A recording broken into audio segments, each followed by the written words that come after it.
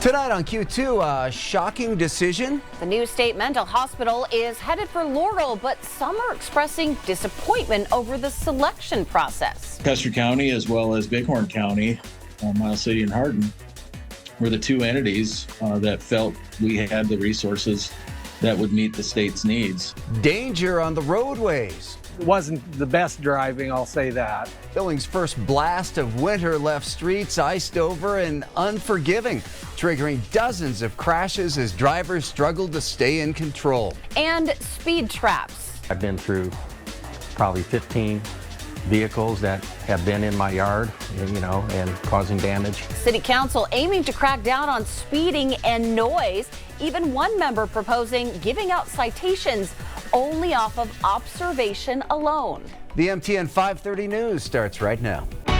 From Montana's news leader, this is the MTN 530 News. Well, good evening, and thanks for starting your week with us. I'm Russ Riesinger. And I'm Andrea Lutz. The new state mental health hospital is on its way to Laurel. The state unveiled that plan on Friday. It's a decision, though, still garnering a lot of questions. Yeah, several other cities pushed for the 32-bed facility, including Hardin and Miles City, while Laurel seemingly showed very little interest. As our Hannah Pettiferi explains, that has some leaders frustrated over the decision-making process.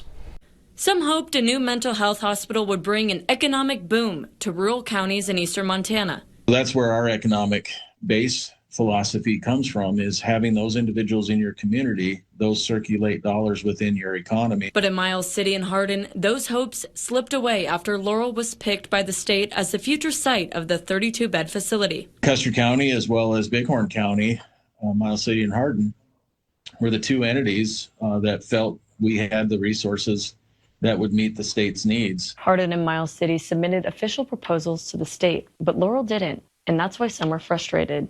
Instead, Laurel sent this letter from Chief Administrator Kirk Marketgard.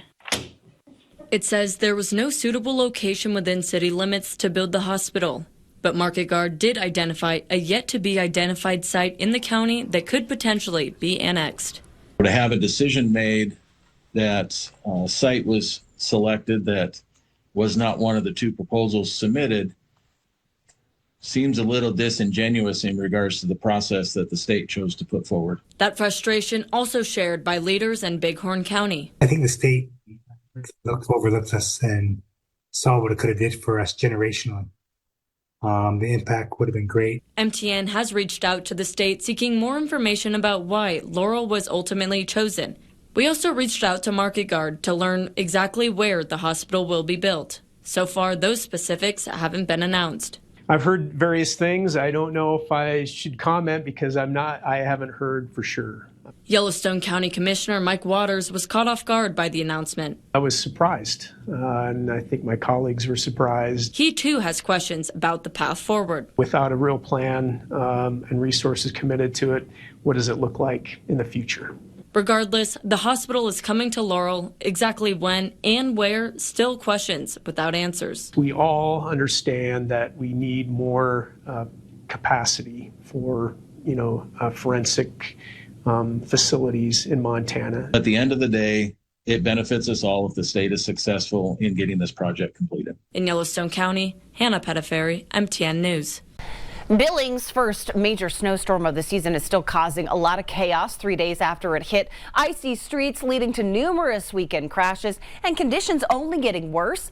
Lockwood firefighters responded to 9 of those crashes, well above a typical Sunday. And the Montana High Patrol, well, they have stayed slammed, responding to more than 1,500 calls for service since Wednesday. For a closer look tonight at those crashes, here's our Charlie Kleps. Road conditions became the big story over the weekend as winter weather settled in and many Montanans traveled across the state for the holidays. It's that time of year for Montana drivers. If you're planning a trip, we just always expect the roads to be crappy. Where winter weather causes less than ideal driving conditions. Well, they started getting snowpacked and, it wasn't the best driving, I'll say that.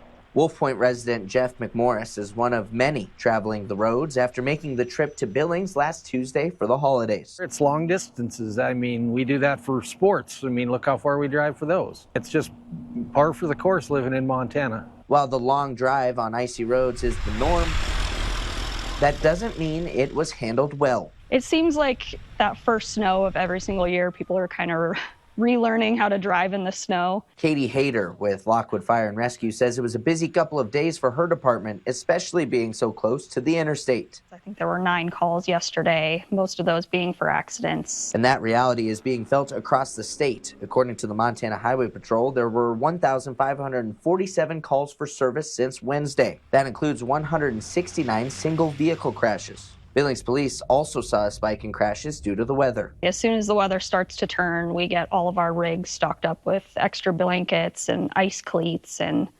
everything that we might need for those. That's why Hayter says her team gets extra prepared during the winter months. This year, they'll be using these new accident lights, which synchronize to warn drivers to move over. That slow down, move over motto is a saying for a reason. All in an effort to keep the roads safe, though nothing beats reducing your speed.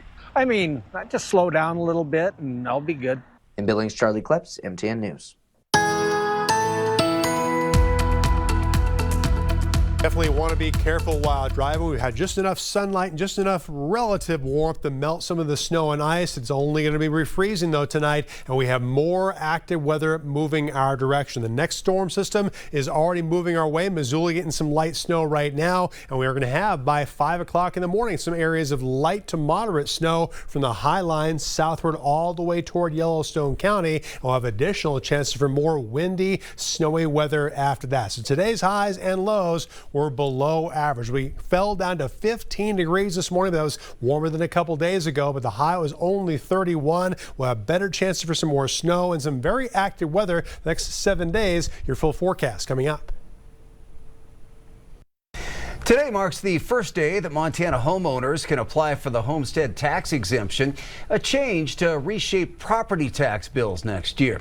The exemption applies to primary residences and long-term rentals. Starting next year, tax rates drop for properties that qualify and rise for those that don't. Now, if you received a property tax rebate this year, you're likely already eligible. The Department of Revenue says about 10,000 more Montanans still need to apply, and anyone with a long-term rental will also need to submit an application. Billings City Council is looking to crack down on speed. From Shiloh in the west end to the Heights, several locations across the city are being dubbed problem areas when it comes to speed and noise. Yeah, Billings police even have the data to back it up. And one resident on St. Andrews in the Heights says it's becoming a major issue with cars landing just a few feet from his window. However, as our Isabel Spartz learns, fixing it may be easier said than done. Rick Matuziak has lived in this Billings Heights neighborhood for over 40 years. It's a nice road. It's got sidewalks. And the St. Andrews Drive resident says over that time, trouble has landed just outside his door. She actually hit those bricks. He's noticed a constant problem with speeding. They hit that valley bump and they lose control of their vehicle, and they end up actually coming into my yard.